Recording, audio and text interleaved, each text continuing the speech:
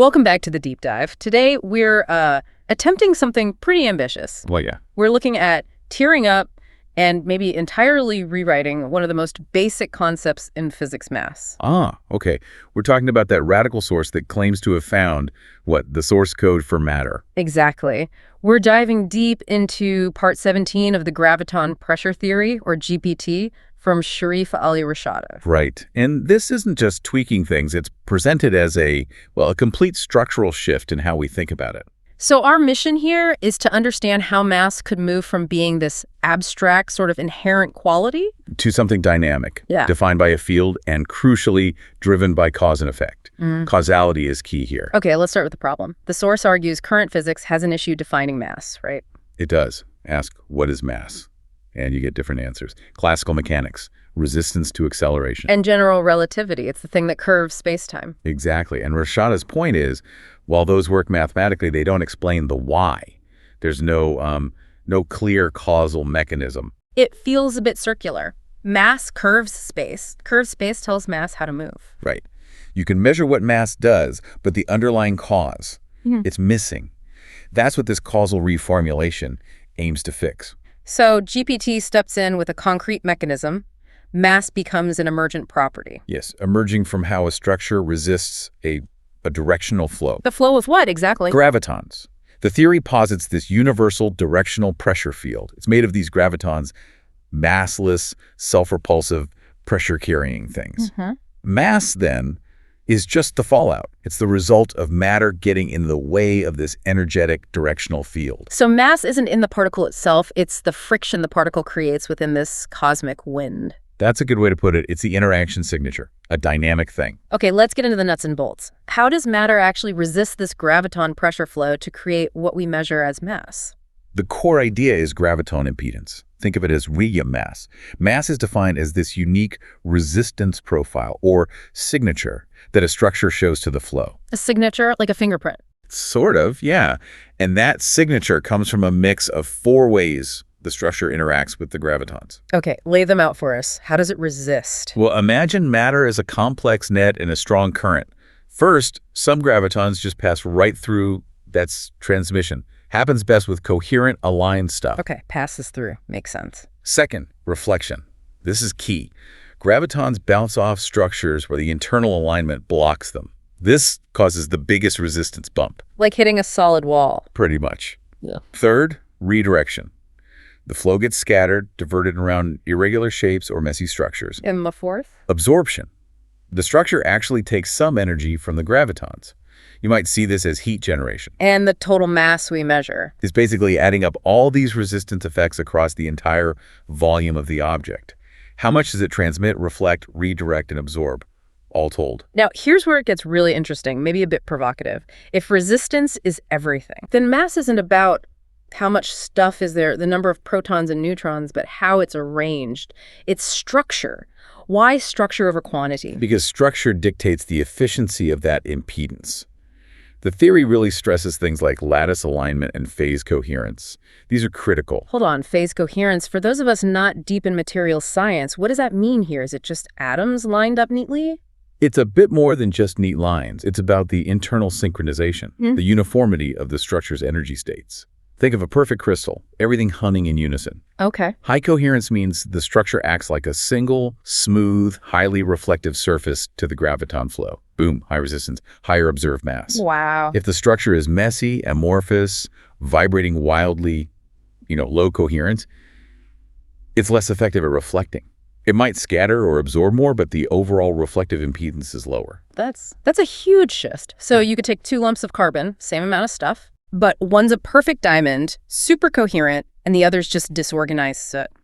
The diamond might actually register a slightly higher mass. Just because its structure is a better shield against the flow, that's exactly the claim. Incredible. Equal quantities of matter, potentially different mass signatures based purely on internal order. And the flip side is things like superconductors. Right, what about them? They're known for extreme field permeability. They let fields, and presumably graviton flow, pass through with almost zero fuss.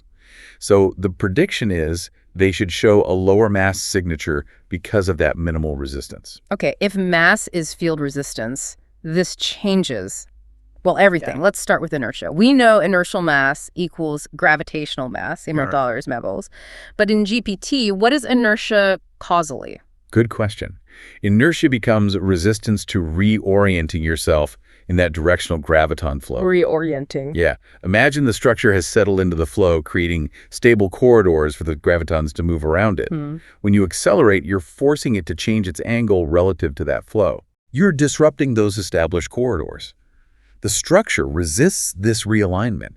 That resistance is what we feel and measure as inertia. So if I push something, it fights back because it's trying to maintain its groove in the graviton stream, like trying to turn a canoe sideways in a fast river. That's a fantastic analogy, yes. The effort it takes to turn that canoe against the current, that's your inertia, resisting the reconfiguration relative to the flow. What I find really elegant about this is how it seems to automatically unify inertial and gravitational mass. They aren't just observed to be equal, they stem from the same thing. Precisely. Urmiller and Nalagaller become the same function of this graviton impedance. Gravitational pull arises because the structure blocks external flow, creating a pressure differential. Right, a shadow effect. And inertia arises from resisting changes to how the flow moves around it. Both trace back directly to the same structural resistance mechanism. The equivalence principle isn't just a principle anymore, it's a necessary outcome. What about things with no mass, like photons? Are they just a weird exception to this whole impedance idea? Not at all. They actually prove the rule. Massless particles are simply entities that manage to propagate perfectly in phase with the graviton corridors. In sync. Exactly. They ride the wave, so to speak. They exhibit zero impedance. No scattering, no absorption, no reflection, hence zero mass signature. But their paths are bent by gravity by massive objects. How does that work if they have no impedance? Yes, but the theory reinterprets why. It's not just abstract space-time curvature doing the bending.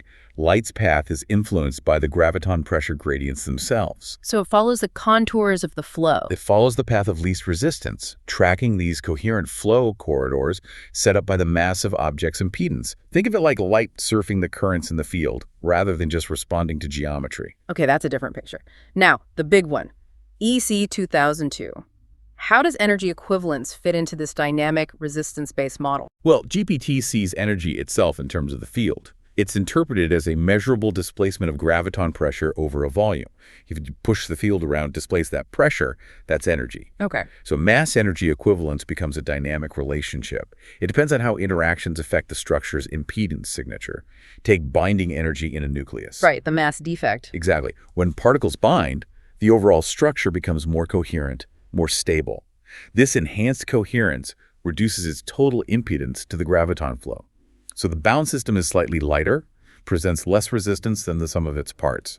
Energy release corresponds to achieving a lower impedance state. This leads us to what might be the most mind-bending part. Mass isn't fixed. It's not a constant. Correct. It's dynamic. It depends on the field, on the structure's state right now. It's not just a number stamped on a particle. It's calculated as that volumetric integral over the impedance profile. Impedance or LT. The impedance depends on location, R, and time. That's the core takeaway. If the resistance signature changes with position, or over time, then mass itself is variable. The friction changes based on the environment and the object's internal condition. Can you give us a really clear, maybe everyday example of how the environment could actually change an object's mass, according to GPT? The easiest one to grasp is probably thermal variation. Heating something up. How does heating change mass beyond just adding energy? When you increase temperature, the atoms vibrate more intensely. The structure loses some of its perfect order, its phase coherence decreases, you get more internal chaos. Right, things get jiggled around. And that increased mechanical messiness leads to a big jump in graviton scattering. More random reflections, more absorption events. The structure becomes, in effect, noisier and presents more friction to the flow. So, wait. Are you saying that just by heating a block of metal, according to this theory, its actual gravitational mass increases slightly, simply because its internal chaos is creating more resistance to the graviton field, more than just the EC2 from the heat energy itself? Yes, that's precisely the implication. The structural efficiency in dealing with the flow decreases, meaning impedance goes up, meaning measured mass goes up slightly. That is completely counterintuitive to standard physics. It is. And this isn't just about temperature. Think about phase transitions. When something melts, losing its crystal It's structure. shaky liquid. That sudden jump in disorder changes its reflection profile, its impedance, and thus its mass signature. Also, consider extreme environments. Near a black hole, for instance. Okay. The intense gravity implies, in GPT terms, extreme field compression. The density of the graviton pressure field itself increases. Everything in that region experiences a denser flow, leading to higher resistance, higher effective mass. Okay, if mass is tunable, if it can be changed by temperature, structure, or the local field, this blows the door wide open for technology. This is where it gets really practical for listeners thinking about the future. Absolutely. If mass is something we can potentially modulate, the possibilities are enormous. Like what? What's the big prize? Probably inertial modulation. Imagine engineering structures specifically designed to minimize graviton impedance. How? Maybe by creating materials with incredibly high coherence, or specific geometries that channel the flow with almost no resistance, like frictionless corridors. And if you could do that, You could potentially reduce the effective mass and therefore the inertia of an object, say a vehicle, in real time. so propulsion wouldn't just be about pushing against inertia. It could be about temporarily reducing the inertia you need to overcome. You'd be manipulating the object's fundamental interaction with the field, not just applying brute force. That's warp drive territory almost. It's certainly a radical departure. Right. And it extends to gravitational control, too. If you can tune a structure's coherence, You change its impedance. you might alter its gravitational signature, its shadow in the flow, without actually changing its total energy content much. This could lead to genuine gravitational shielding or manipulation. And this would ripple out into how we see the universe too, right? Cosmology. Definitely. Things like dark matter, dark energy. Yeah. Perhaps they aren't exotic new particles or forces. Maybe they could be reinterpreted as complex patterns of varying graviton pressure and impedance signatures on cosmic scales. It offers a whole new toolkit for modeling the universe. So wrapping this deep dive up, the graviton pressure theory fundamentally reframes mass. It's not static, not intrinsic. It's the dynamic outcome of structural friction, of resistance, against a real universal directional pressure field. Mass is the structural expression of impedance. Rashada calls it the dynamic shadow of structure against cosmic pressure. And the big achievement here, arguably, is restoring causality. Exactly. It aims to provide the why that was missing, unifying gravity, inertia, and even energy under a single understandable field interaction model. It connects the dots. Okay, if this theory holds water, if mass really is variable based on structure and environment, it demands new kinds of experiments. Experiments traditional physics might not even consider. It does. So, here's a final thought for you, something to chew on. Imagine taking a material known for its perfect crystalline structure, something incredibly coherent. What if you subjected it to extreme stress, in a lab intense heat, or maybe mechanical strain? According to GPT, this should induce some structural decoherence, increase its messiness. It should increase its graviton impedance, yeah. Could we then actually measure a tiny but detectable change in its gravitational mass purely due to that induced disorder and the resulting increase in friction with the graviton field? That simple question, that testable hypothesis. Well, that's the immediate experimental challenge this theory throws down.